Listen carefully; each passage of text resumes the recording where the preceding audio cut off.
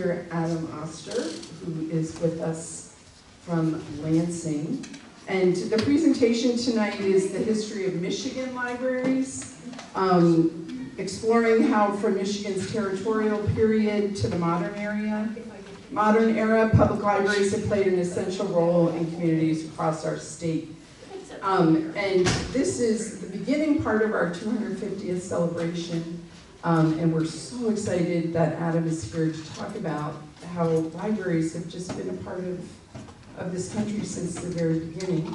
We're really lucky that he drove out here from Lansing on this rainy day. We did get to go to House of Flavors before he per his request. He definitely knows Ludington, and that was awesome. So Adam is the Community Engagement Librarian for the Library of Michigan. He holds a Bachelor of Arts in History from Grand Valley State University with a minor in Political Science and secondary education certification. He also has a Master of Library Science degree from Indiana University, and his interests include genealogy and local history research. So we're really glad he is here today, and welcome Adam to the Ludington Mason County District Library.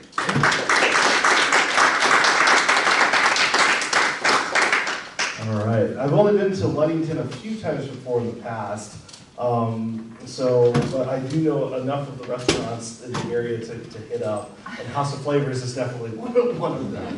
I'm originally from the Zealand area over by Holland, Grand Rapids, and just my recommendation if you're ever in that neck of the woods, Captain Sunday is your go-to. Home of the Tommy Turtle.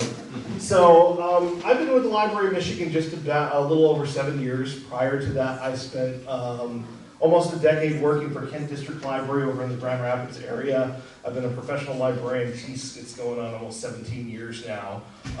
Hard to think that I started out as a page in my hometown library in Zealand in 2000, and it's now reached this point. One of the great things that we have in the Library of Michigan is a whole collection of material that all focuses on material related to our state. And so we're going to spend a little bit of time going through a bit of our history, as well as the history of libraries in Michigan. I'm not really going to spend too much time focusing on, really much focus on libraries prior to Michigan as a territory in the state. We're going to be focusing a bit more on just Michigan itself. But one thing I do want to point out is the relationship between the Library of Michigan and Michigan Public Libraries. And you're probably looking at this, why does Adam have a screenshot of Star Wars up here? And what my focus is not Luke, not his home on Tatooine, but it's the binary stars of the sunset that is in the back there. That there are so many things related to the history of the Library of Michigan itself, which is a public library that you can go into and do research during our open hours. And then also what has gone on in the history of Michigan public libraries in general. So you're going to find me kind of going back and forth between the two of these groups, or the Library of Michigan and then Michigan Public Libraries in general, and I'm going to try and keep it in a bit of a chronological order. So, and I will also warn you, this is the first time I've done this presentation, so please be kind if I may have to look back and forth at my notes. So just a little bit about the Library of Michigan itself. How many of you have visited us? All right, I'm going to make the rest of you converts at some point that you come to Lansing and check us out.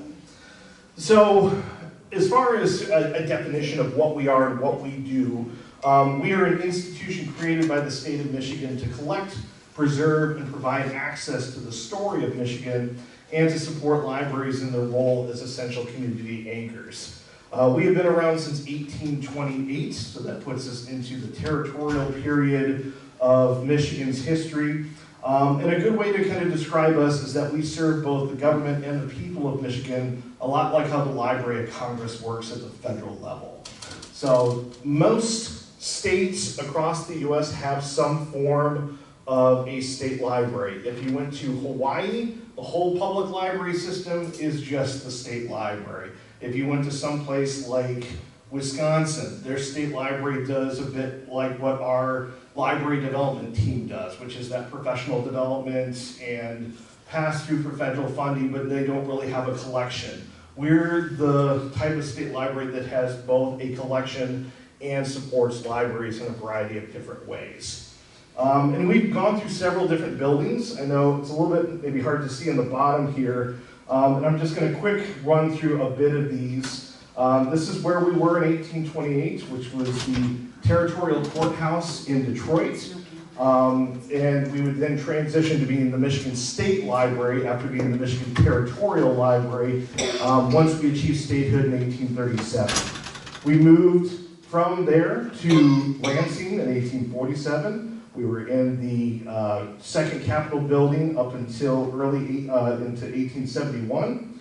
Moved to this building downtown Lansing, which is called the State Office Block Building. And we were there for a little less than a decade because during that time period we were constructing the what is now the present State Capitol building.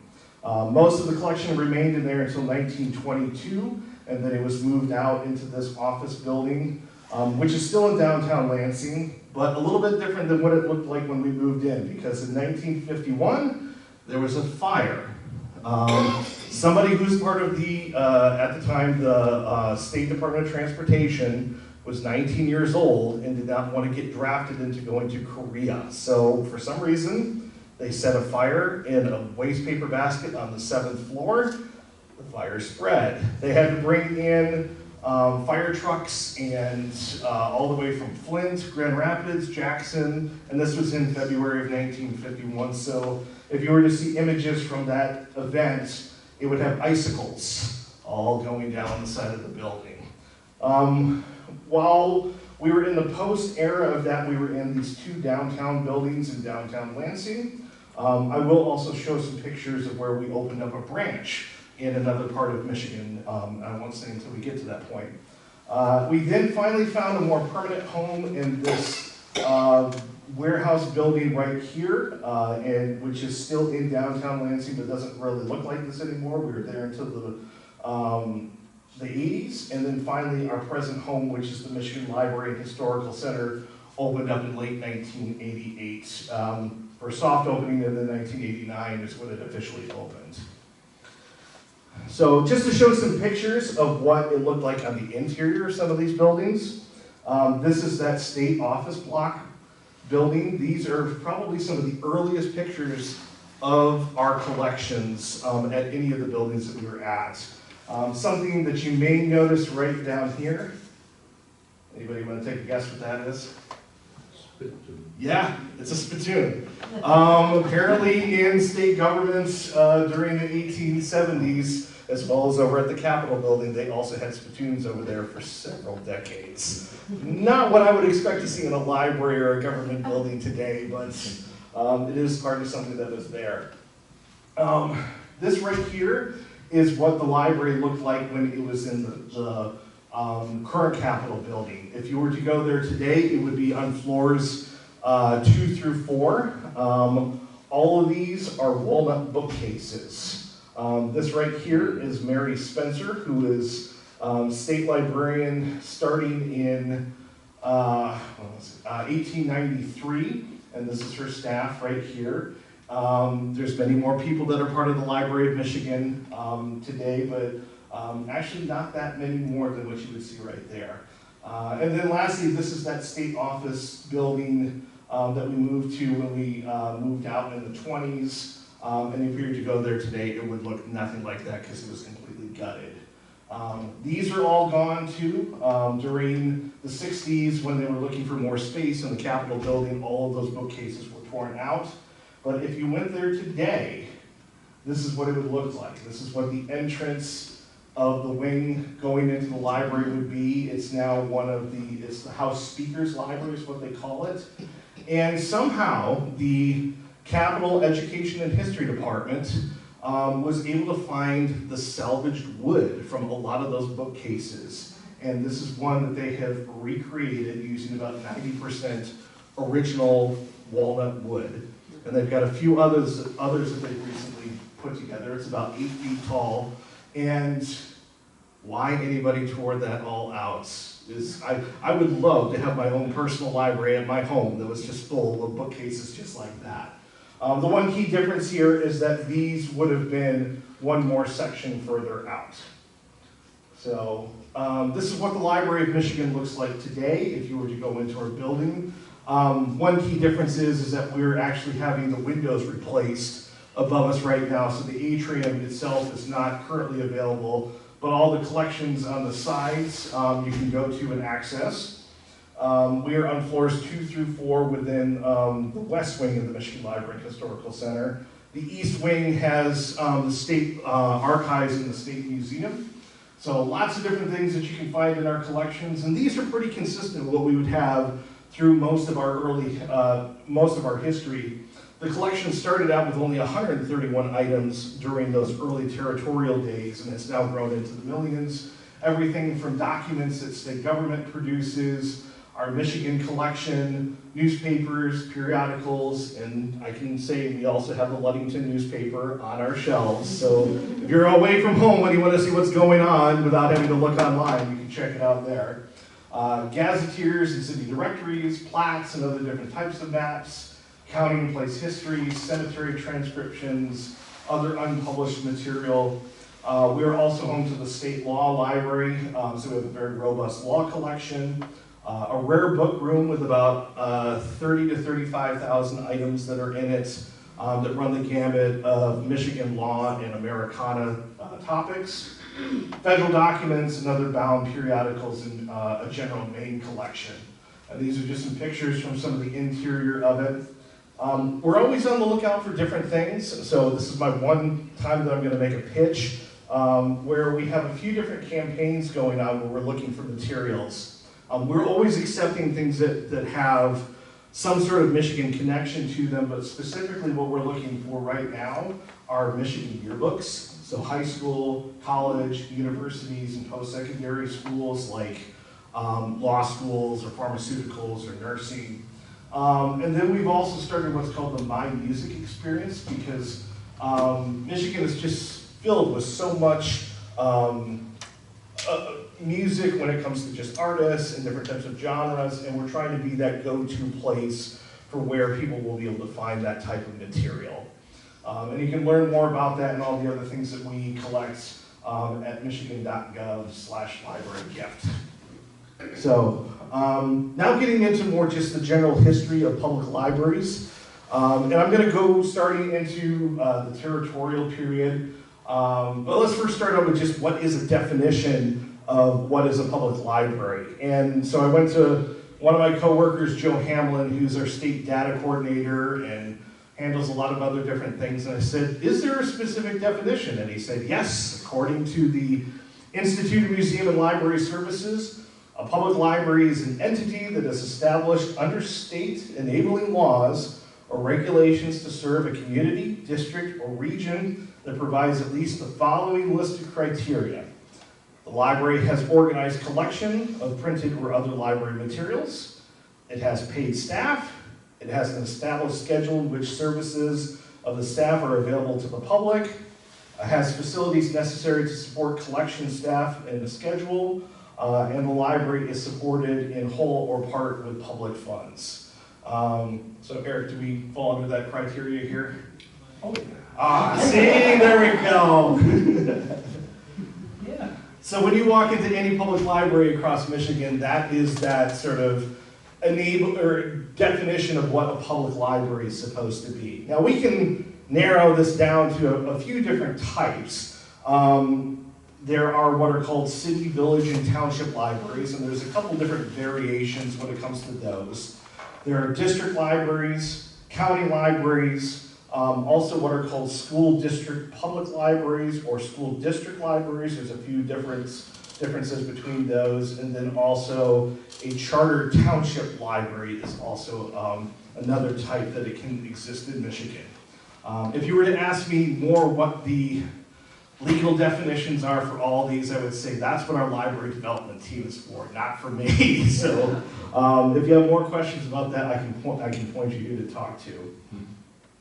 So This is a little bit of a timeline, and I'm going to try and not have too many slides that are full of a lot of text, but this is some things that are just kind of relevant to our territorial period and that first few decades of statehood. So in 1817 is when Michigan's first public library, the City Library of Detroit, was opened by the Reverend John Monteith, who was probably also the first Michigan librarian.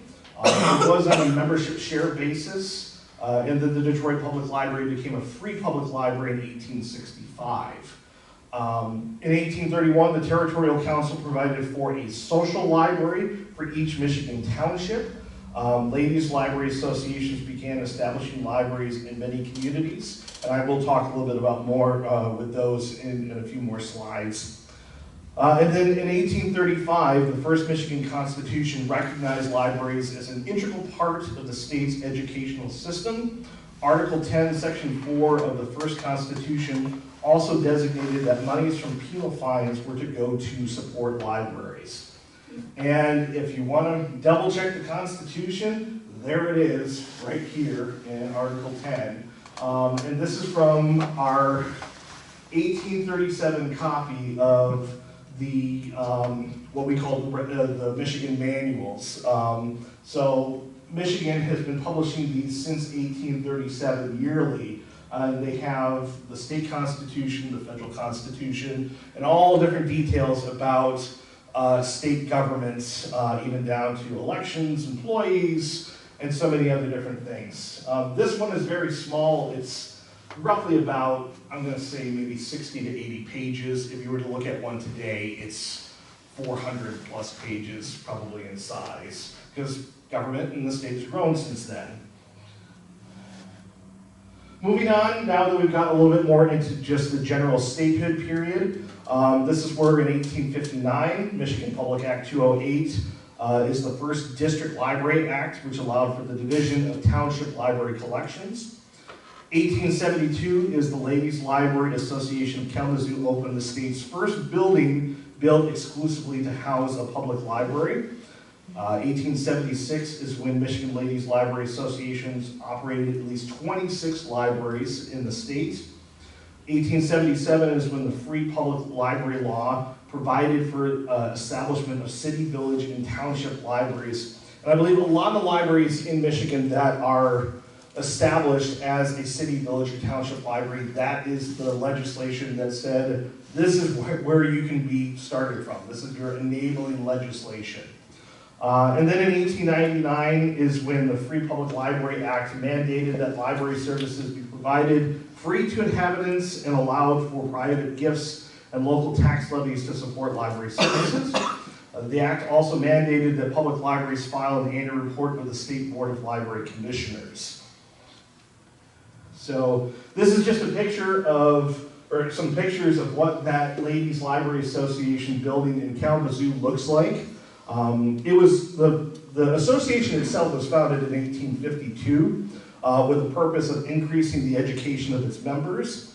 In those first few decades, they didn't really have a permanent meeting place. And then they became focused on creating their own library. By 1878 is when they decided to construct the library building, and construction started the following year. It's in a Venetian Gothic revival style. And it was then put on the Michigan State Historic Site list in 1961 and then listed on the National Register of Historic Places in 1970. And then they did a restoration work on it in 2013. It's still an actively used building. If you go down to Kalamazoo, go check it out. I haven't been in there yet, but I know some people that are part of the association and that they actively have different meetings going on there. If somebody wanted to have a wedding in the building, I believe it's up for availability for that as well. Who want to get married in a library? It's probably the best thing out there. So we're getting to this point now in the history of Michigan that we're starting to see libraries crop up in different places, predominantly in areas of more suburban and urban, much larger population locations. But not everywhere is having a library, whether it's because of funding or for not having enough population there to justify it. But there's still areas of Michigan that are these library deserts. And so something that the Library of Michigan did in order to help bring material to people starting in 1895 are these traveling library containers. So they're wood oak boxes that would consist of 50 books. And I know it's a little bit hard to see here in the pictures. I've got the next slide will have a picture that's a little bit easier to see what it looks like. But it's essentially where it's got two doors that will open on it with two shelves to hold the books on, so 25 and 25, roughly about that. And it would consist of a number of different subjects, everything from ethics, religion, social science, natural science, literature, fiction, description and travel, biography and history. Basically a mini library, and also included loan cards and checkout instructions. They would typically be sent to the communities of small villages or rural districts, and they would go to either the municipal buildings like the township hall or a school or a grange, or if there was a reading club or any other society that was organized for the purpose of learning and study. And they could typically stay there up to 6 months at a time.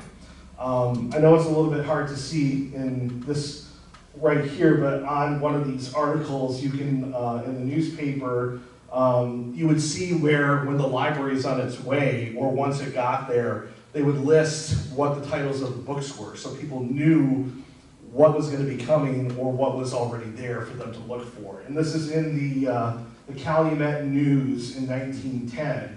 And it was a traveling library that went up to the Houghton, Hancock, and Calumet area of Michigan. And this is just a few other pictures connected to the traveling library system. This is where the box is at a grange in, it's a place called Cadmus. I've looked it up where it is. It's some small rural area that still has not really grown much in size, like a small farming community.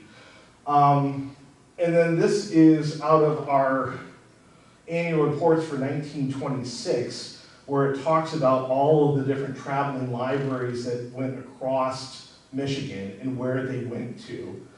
So a total of 29,680 books were shipped to in 739 libraries. 573 of them went to schools, 134 went to clubs, 10 went to summer camps, and 22 of those libraries were exhibits, which I'll talk a little bit more about in a minute. And something that I came across that was really interesting was one of them even made it to Isle Royal. And you think of Isle Royal today, it's a national park. People don't permanently live there other than moose and a few wolves. But no, at a time before it was a national park, there was a school there that had enough children they could justify requesting to have a traveling library come to them. So it had to go on the railroad all the way to Duluth, get on a boat, and then head over there to Isle Royal for the small school with, it was like 6 or 7 children would have access to. So, at least I think that's the one thing is that the Library of Michigan, it doesn't matter where you're at, we will get service to you somehow in the state of Michigan. Something else that we also incorporated to that same 1895 legislation is something that are called associated libraries. One way you can think of this is that it's the precursor to Mel and Melcat, which I'll talk a little bit more about later on.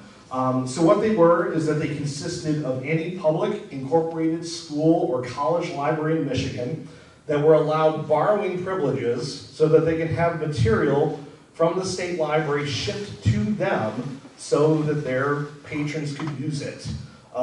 They would have to be able to pay for it. It was on their dime to cover for it. But when they applied to become an associate library, they would get a certificate. There is actually a few libraries out there that still have their certificate on display. So this is Boyne District Library, another fellow Carnegie Library. And they had their certificate on the wall. I visited there maybe about 2 or 3 years ago, and when I saw it, I was like, I've heard of these. I've never actually seen one. So I think at least 2 or 3 dozen libraries at one point were considered associate libraries Peter White up in the Upper Peninsula in Marquette was one. Others like Dowagiac and several other places across the Lower Peninsula became them. So it was another way in which getting material to places, especially if it was more research-oriented collections that a smaller library maybe cannot get their hands on a very easy basis.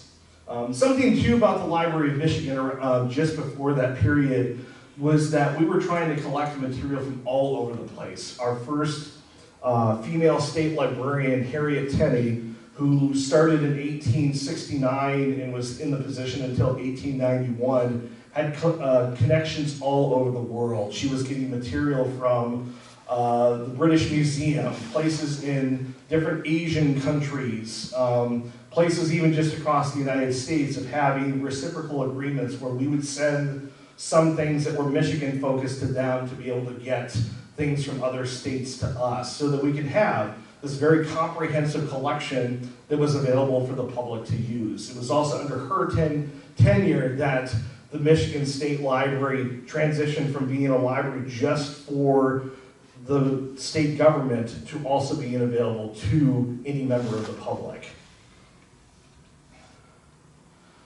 We also have to talk a little bit about Carnegie libraries and their impact. So this is where I have to switch over to my other notes here.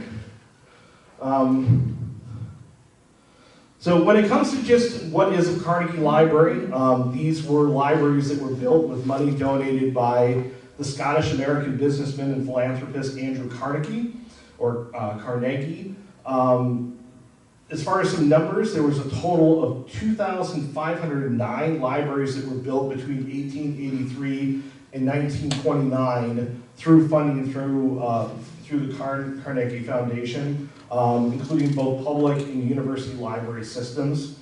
1,689 were built in the United States, 660 in both the United Kingdom and Ireland, 125 in Canada, and then 25 in several other places across the rest of the world, including Australia, South Africa, and all the way to Fiji.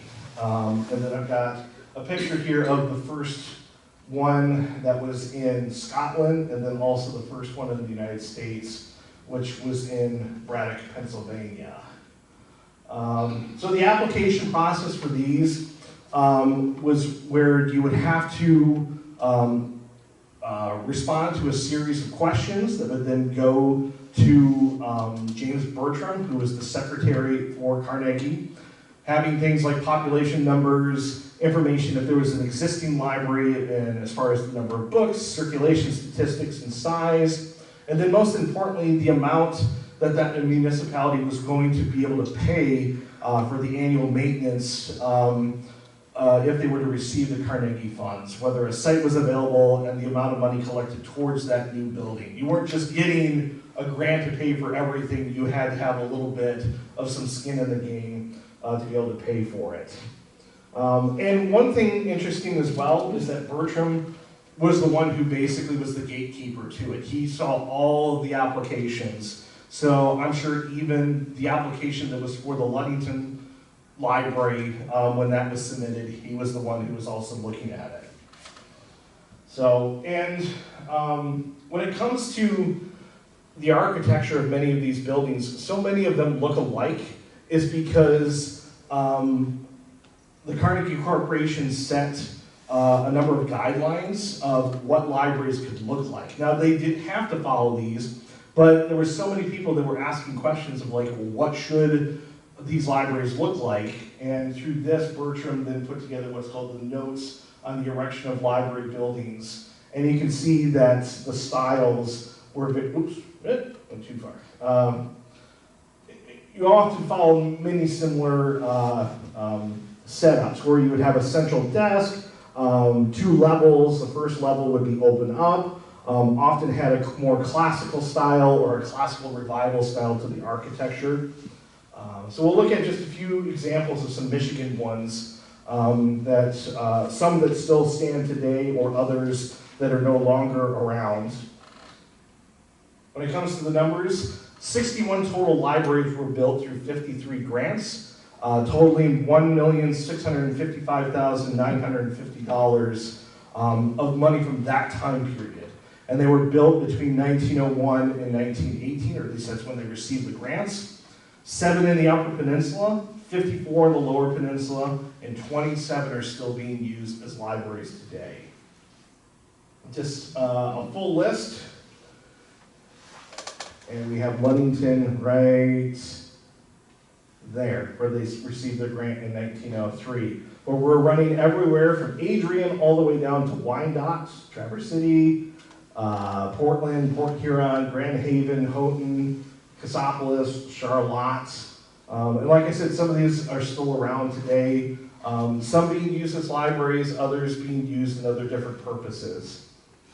So, some examples of a few noteworthy ones. The first Carnegie Library in Michigan. Does anybody want to take a guess? Ironwood. I know. When I first heard that, I was like, oh my, really? But you know, they were putting money towards buildings that were in rural areas. You can't get much more further to the end of Michigan than Ironwood. So their grant was issued in April of 1900 for the amount of $17,000, and it is still used as a public library today. It is the longest running Carnegie Library in Michigan, and this is what it looks like on the outside. I love that red brick, that red stone that they have there. And they are putting an addition on it that should be open by now, but this is what the interior of it looks like, where it still has that central desk. They got the picture of Carnegie right there. All of that original woodwork is still in it. And the way that they're going to have it connected to their addition is through a small little breezeway that's going to be right here in the back. So it should have very minimal impact on the rest of the original portions of the building. In fact, this is an image of what it looks like, and at some point when I get back up to the UP, I hope to grab a few snapshots of what it looks like today.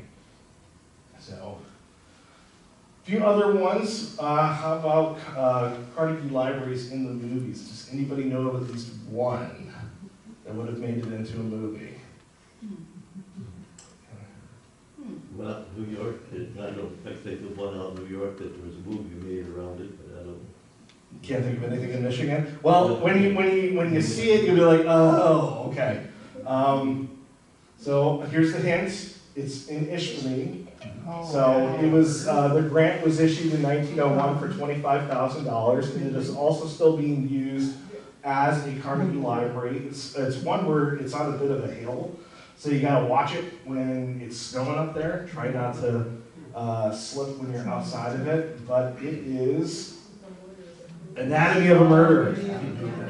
I know. So, and the scene where they have it in the Ishpeming Library is, if I remember correctly, it's where the judge is walking up to the Marquette County Courthouse, and he's in the building, and he opens a door, and it opens up supposedly to the library in the courthouse. It's not in the courthouse. They filmed it at the Ishpeming Library.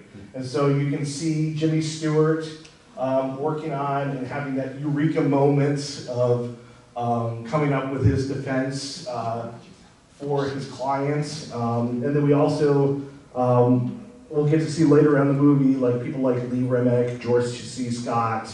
But if you were to go there today, if you want to recreate that moment of where he's up there on the collections, and I did do it, because it's right there. You can walk up there amongst the collections at the library today, and you can see a lot of it still is very similar to when it was constructed. They also have a little display that's connected to the movie, and then also the author of Anatomy of a Murder, which was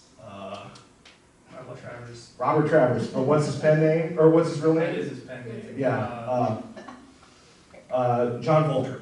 Yes. John Volker. So there was a few that have been designed by famous architects. I've got two noteworthy ones that I'm going to show. One is the Howell Library. It is also still actively used as a Carnegie Library. They put an addition on several years ago and did a similar thing where it's a breezeway that leads to it. Their grant was issued in 1902 for $15,000. And the person who was the architect for it was Elijah Myers. Anybody familiar with him? When you go to Lansing, you'll see some of his work because he designed the Michigan State Capitol building. He also did the Capitol buildings for Texas and Colorado. He also did the Grand Rapids City Hall, Stockbridge Town Hall, the Eastern Michigan Asylum for the Insane, Lansing High School, Harper Hospital in Detroit, Central United Methodist Church in Lansing, and First Presbyterian Church in Albion, amongst many, many other things. But you can see kind of the commonalities between the Michigan, the Texas, and the Colorado capitals. And if you ever get a chance to, I haven't been to these two, but if you ever get a chance to see a presentation by Valerie Marvin, who is the Capitol historian, she does a great presentation on all three of the capitals. Next is Detroit. So Detroit actually got lucky where they were able to get a grant for $750,000 for 9 different buildings that was issued in 1901. If you were to go there today, it's the middle portion of the library for Detroit, Maine is what I've got here. A little bit of interior shots of what it looks like, and the architect for it is Cass Gilbert. And he is most known for doing the Minnesota State Capitol Building, the St. Louis Public Library, West Virginia State Capitol, the New York Life Building, the Embassy of the United States in Canada, and most importantly, the United States Supreme Court Building in Washington, D.C. And then lastly, we have to include Ludington. So I don't have a whole ton on Ludington, but the one thing that I did do, besides putting the information on here about how the grant was issued in 1903 for $15,000, it's still actively being used with an addition, a large addition on it. But if you want to see what some of the paperwork for the records for the Ludington Library's application, as well as anybody else who applied for Carnegie Library funding, that is available through Columbia University's website. I think it was maybe about 23 or 24 pages that I downloaded for Ludington's. So that's a bit of it with Carnegie Libraries, and that's almost a signal that there's going to be a much more growth of libraries in Michigan, especially with that influx of funding from Carnegie. And so there's a few other things that are going on as well, where we also see in 1917 the establishment of county libraries, and where county boards could levy taxes to support them, where we first see state aid provided for in 1937. A few other things that were going on in the 60s, 70s, and 80s and 90s. Federal funding through the Library Services and Construction Act, which is the first federal funding for library construction. A revised state aid to libraries, providing portions of state aid for cooperatives, regional, sub-regional libraries for the blind and physically handicapped. The Michigan Library Privacy Act, restrictions on the release and storage of patriot records. And then one of the most recently is the Library Services and Technology Act, which replaced that previous LSCA Act. And there's a lot of money that comes, well, I shouldn't say a lot, but there's a fair amount of money that comes through the Library Services and Technology Act that if that was to go away, it would be quite impacted across libraries in Michigan and the United States. We're also seeing, after the turn of the century, where the state library was promoting libraries in different communities.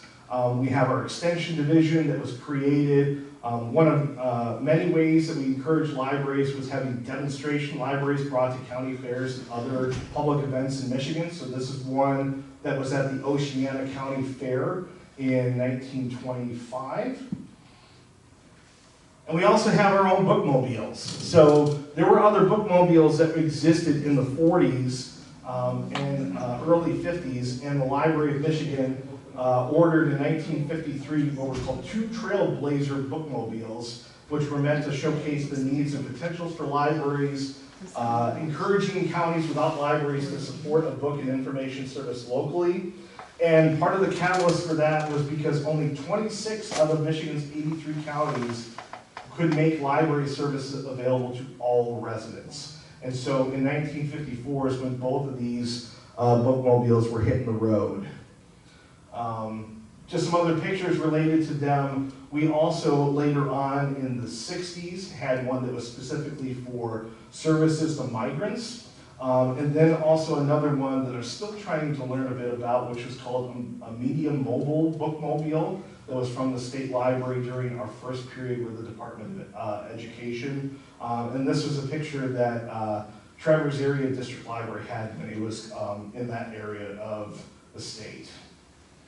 We also had extension consultants across various places in Michigan, which is where originally some up in the UP that were based in Marquette, and then eventually out of Escanaba, Lower Peninsula ones that were in both Traverse City, well, I believe, yeah, first Traverse City and then Cadillac. And they were all meant for bringing support to library staffs. And eventually this is where we have the permanent presence of a UP branch. So our consultants position in 1953 in Escanaba's junior high school later became a full-service branch within the former bar school building, which is this building right here. That's now gone, but if you do want to drive past the old UP branch that we moved to in 1959, this is it on Ludington Avenue, and it closed in 1995. There's maybe only one person on staff still at the Library of Michigan that ever was in that building when it was still in operation. So, and we're also seeing more with county and district libraries. Today, 13 county libraries serve over 600,000 people, or about 6% of the state's population. There are 179 district libraries that serve almost 5 million residents in Michigan, or nearly half the state's population, and that would include this library system here.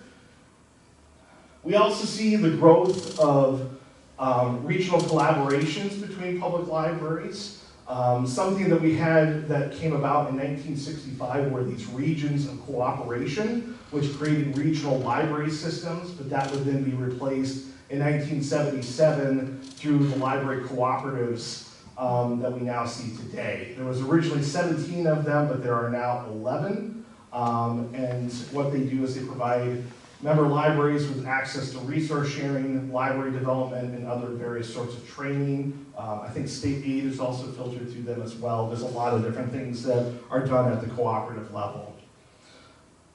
And then how many of you have used MEL or MELCAT?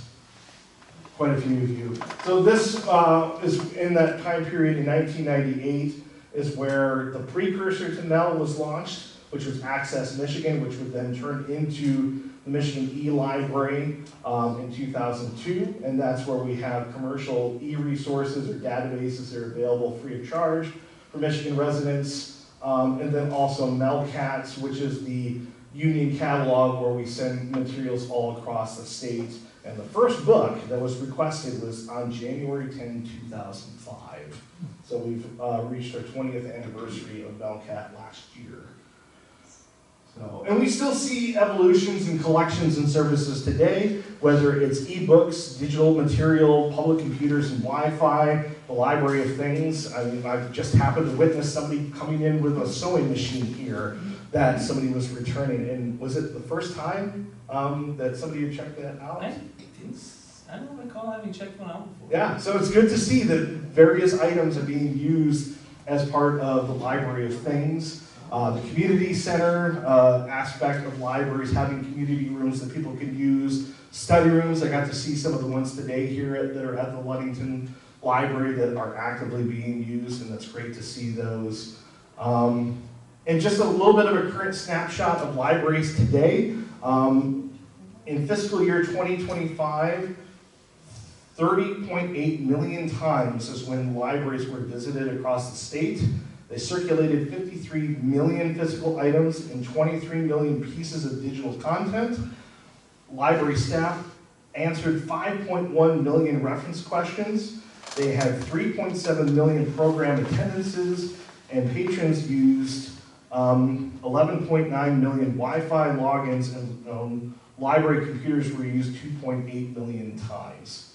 That's a lot of things that are being used in libraries today.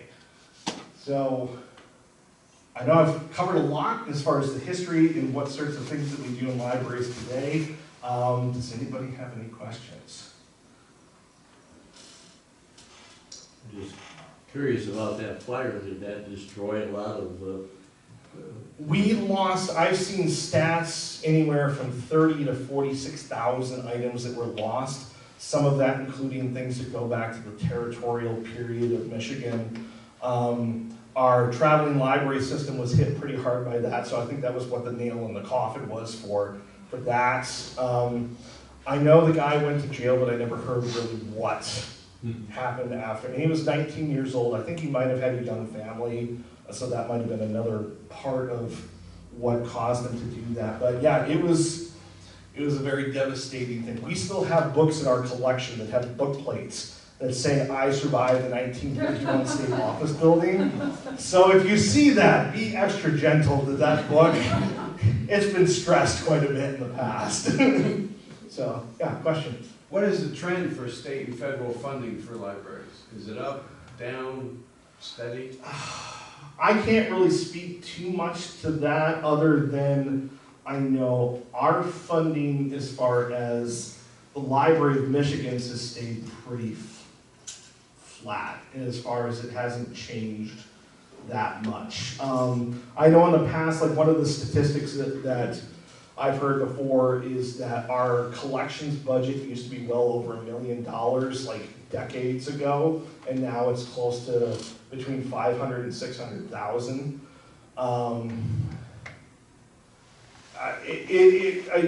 There's a current budget discussions are going on right now, and I know if you want to look on the legislature's website, you can see what the House is thinking and what the Senate's thinking, and they're very different between the two of them right now. Well, hopefully that will get.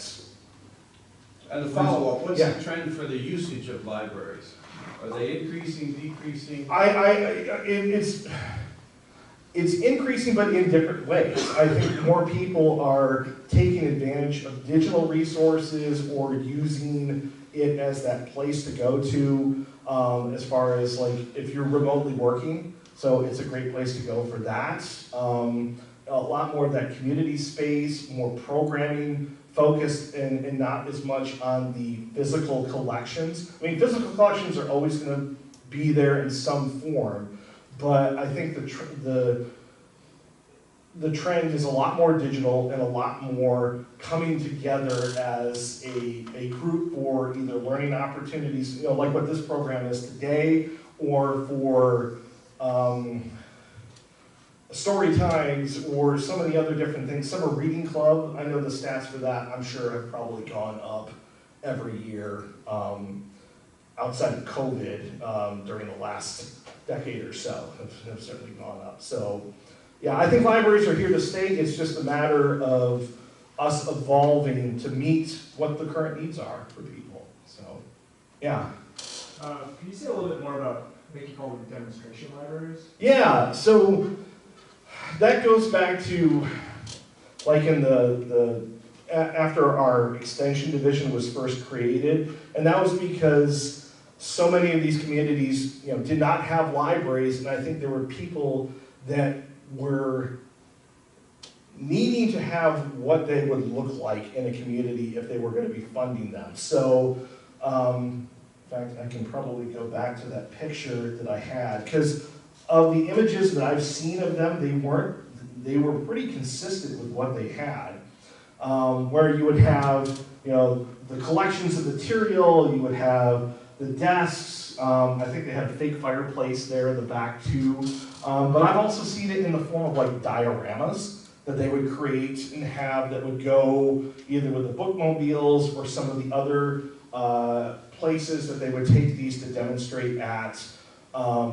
maybe at a city or township hall. It was, this is still a time period that I think the modern library is still kind of coming into what it was, what we see today, other than the technology aspect. But people in so many of these various communities weren't fully aware of what that would be like. So it was a way to introduce what that concept would be, what the value of it that it brought, how it could go along well with the school systems that were in some of these rural communities or places that did not have libraries. So yeah, I've seen a few pictures that were little dioramas that were meant to show what a demonstration library would look like. So, yeah. Yes, in the back. Who would I contact for donations of old university yearbooks and music from the 1900s and? So the best place to go to, that will bring up my last slide here, and I also have handouts like bookmarks related to this too, but our main phone number is 517-335-1477, or I normally recommend that you email us, because if you're gonna reach out to us with like yearbooks or other things, if you send it as a list in an email, it's a little bit easier for us to then digest what you have. You can also send pictures too, if you want to do that. And I have a couple different brochures up here, like our yearbook one, also our general services and collections handouts, a few other different things. I would also remind you that the Michigan Notable Books Author Tour is going on today too, through August. I'm sure there's a few libraries in the general area around here that are probably hosting authors from that as well. So, anything else? Would you happen to know the date of the last library that was physically built? It was last year. Oh, no, I'm sorry, that's not physically built.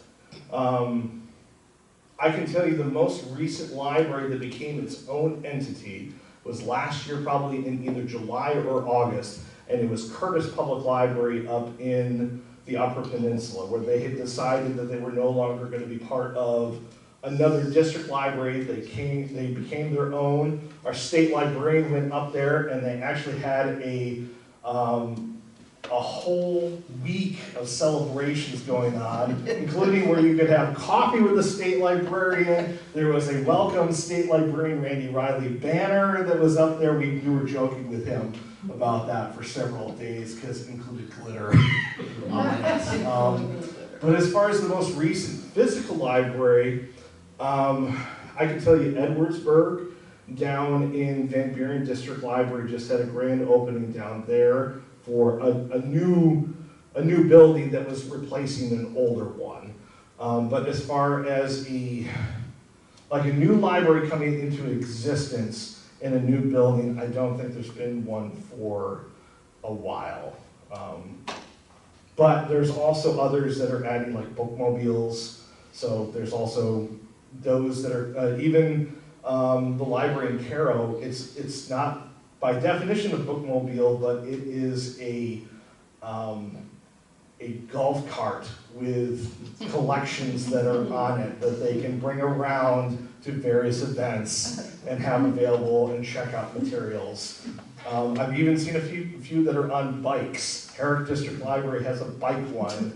And so this is the one in Zealand that they will have a collection of, I don't know, 200 items that are biked into an area people can check out. So, yeah. The way people are marketing and coming up with ways to bring material to people, it's amazing. So, any last questions? Our closest neighbor library just reestablished, which is one of those things that doesn't sound like a big deal, but it is. It is a big deal. Yeah, it's almost like a new birth certificate. Yeah, so Pentwater had been a village library, organized under 164, yeah, and they just became a district library. So it's kind of nerdy, but it's super cool for me to know that they're yeah.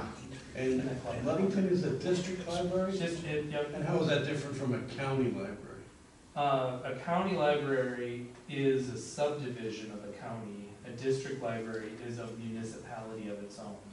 So in Mason County in 1994, the county library, which was based in Scottsville, and the township library, or the city library, which was in Ludington, joined together to make a district library, and by the act of taking two separate municipalities and turning them into one, it basically became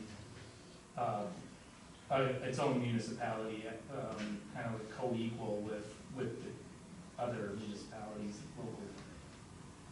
So even though the Mason County District Library basically contracts with the county to do a lot of our stuff, we're actually a separate municipality in the county with the borders that look exactly like the county's borders. I wasn't here for any of that. Yeah, This is a bit off topic, but do you have any insight into what impact AI may have on the role of libraries in supporting digital literacy? I would say that libraries are very much, I think, one of those great resources for engaging people, doesn't matter what the age is, with digital literacy.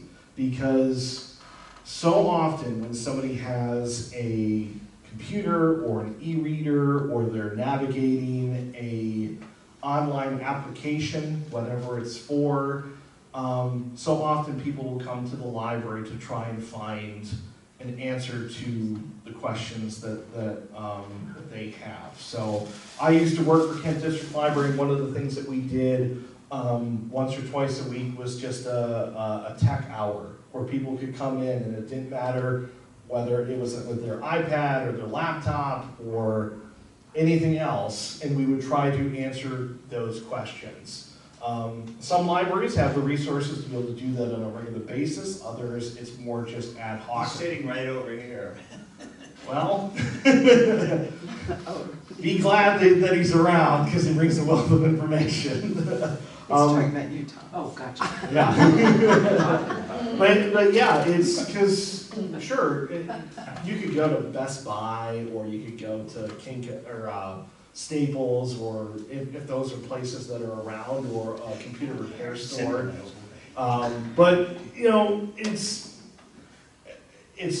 good that if a library has somebody who is educated in those types of things and can at least provide guidance. Yeah, if they're there at your library, just be like, thank you, and go to the director and say, yes, you made a good hire. But yeah, I would say out of anything out there, libraries are very much part of the influence on that. All right. Well, thank you again, everybody. If anybody does have questions, you can also come up afterwards. Come visit us at the Library of Michigan. We'd love to have you. And hopefully I'll come up to Ludington sometime again in the future.